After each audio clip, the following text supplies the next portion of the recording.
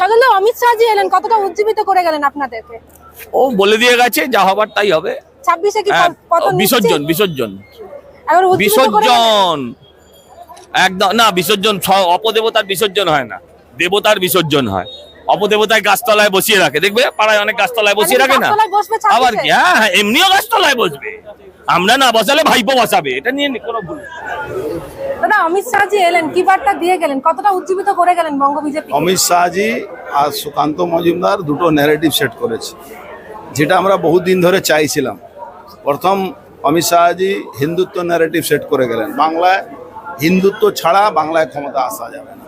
কেন মুসলমানদেরকে 80 করোড় মানুষকে ভোট মোদিজি খাওয়া দিচ্ছেন, সমস্ত সুবিধা ওদেরকে দিচ্ছেন, কিন্তু একটাও ভোট দেয় না।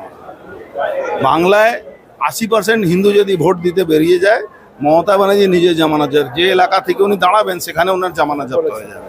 দ্বিতীয় হলো সুকান্ত মজুমদার ন্যারেটিভ সেট করেছেন কি মারের বদলা মার, যেটা বহুদিন ধরে আমি বলি কি এই পার্টি এমনি আসবে না, কেন বাংলার মানুষ তাকেই ভোট দেয় যে সরকারের বিরুদ্ধে লড়ে। লড়াইটা দেখাতে হয়, সামনে আসতে হবে।